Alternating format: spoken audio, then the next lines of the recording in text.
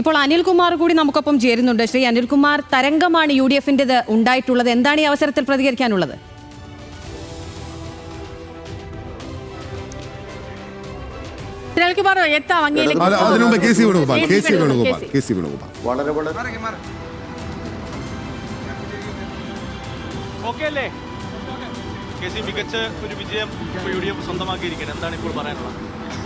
അഹന്തയ്ക്കും അഹങ്കാരത്തിനും ദുർഭരണത്തിനും എതിരായിട്ടുള്ള കനത്ത വിധിയാണ് കേരള ജനത നൽകിയിരിക്കുന്നത്. UDF തരംഗം കേരളത്തിലെ തദ്ദേശ ഭരണ തെരഞ്ഞെടുപ്പുകളിൽ ആഞ്ഞടിച്ചിരിക്കുകയാണ്.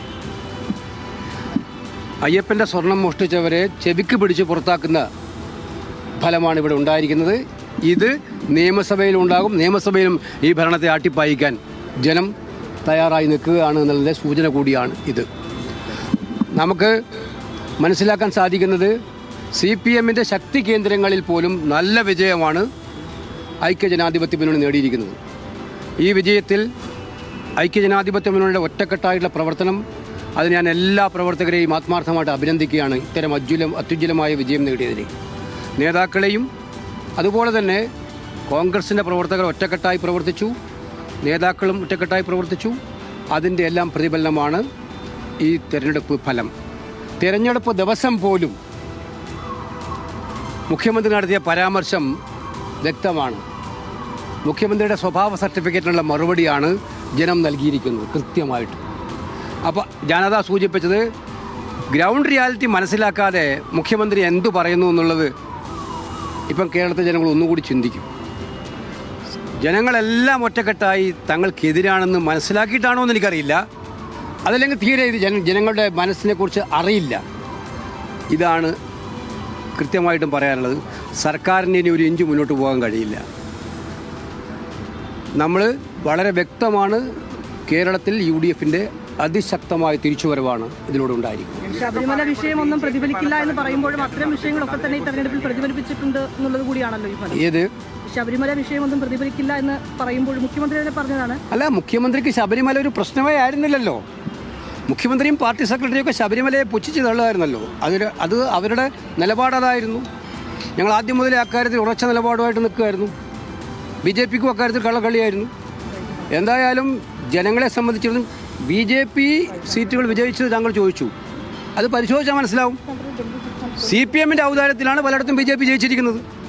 ഞങ്ങൾ ആദ്യം മുതലേ പറയാണ്, PMC പദ്ധതിയിലും ലേബർ കോഡിലും ദേശീയപാത അഴിമതിയിലുമൊക്കെ തന്നെ കേന്ദ്ര സർക്കാരിനെ പിന്തുണക്കുന്ന CPM. ഞാനിപ്പോൾ പറയുന്നത് ഇതിനകത്ത് കൃത്യമായി പറയാൻ ആഗ്രഹിക്കുകയാണ്. CPM എന്ന് പറയുന്ന പാർട്ടിക്കുണ്ടായിട്ടുള്ള ആശയദാരിദ്ര്യം, അവരുടെ എല്ലാം ഐഡിയോളജി തകർത്തെറിഞ്ഞ് ഇപ്പോൾ അവർക്ക് ഐഡിയോളജി ഒന്നുമില്ല. അത് പാർട്ടി തീരുമാനിക്കുന്ന നയങ്ങൾക്കെതിരായിട്ടുള്ള നിലപാടുകളാണ് ഗവൺമെൻറ് സ്വീകരിച്ചത്. അതെന്തിനു വേണ്ടിയിട്ടായിരുന്നു? മോഡിയുടെ മുന്നിൽ കവാത്തു മറക്കുന്ന ശൈലി തുടരാൻ വേണ്ടിയിട്ടായിരുന്നു. അപ്പോൾ CPM BJP നെക്സസ് ആയിരുന്നു ഈ തെരഞ്ഞെടുപ്പിൽ ഞങ്ങൾ ഉന്നയിച്ച പ്രധാനപ്പെട്ട മറ്റൊരു കാര്യം. കാരണം എന്തുകൊണ്ടാണ് കാരണസഹിത ഞാൻ പറഞ്ഞത് 1, 2, 3 ഓരോ കാരണസഹിത പറഞ്ഞിരിക്കുന്നത്.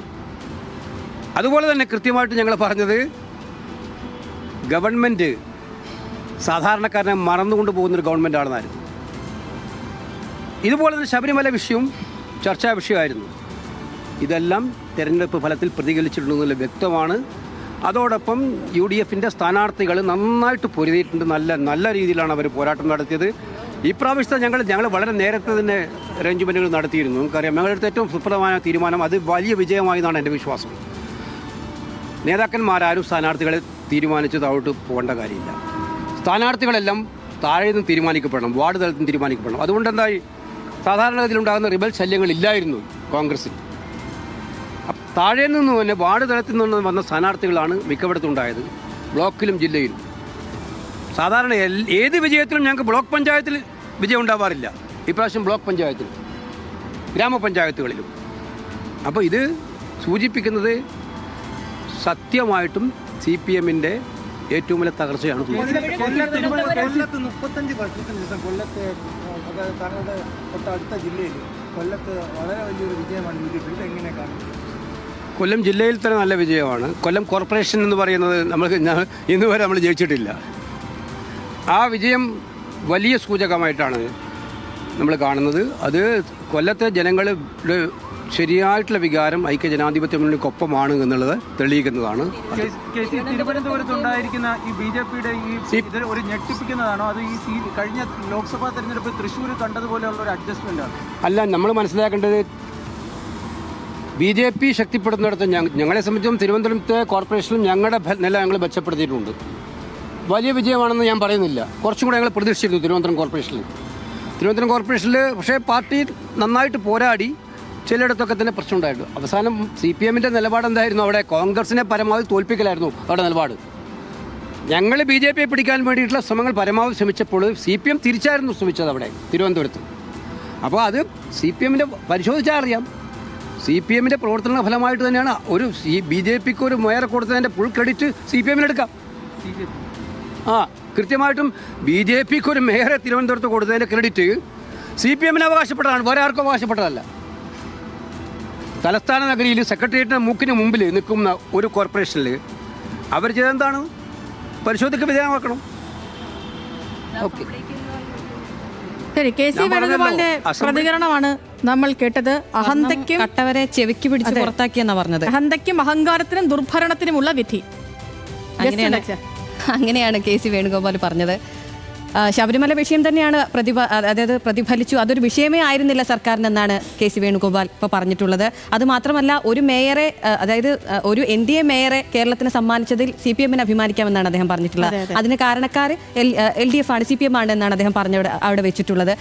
തിരുവനന്തപുരത്തെ കാര്യമാണ് അദ്ദേഹം പറഞ്ഞുകൊണ്ടിരിക്കുന്നത്. തിരുവനന്തപുരത്ത് വലിയ തിരിച്ചടിയാണ് UDF-നെ സംബന്ധിച്ചും LDF-നെ സംബന്ധിച്ചും ലഭിച്ചിട്ടുള്ളത്. അവിടെ NDA ഉണ്ടാക്കിയിട്ടുള്ളത് വലിയ മുന്നേറ്റമാണ്. നമുക്ക്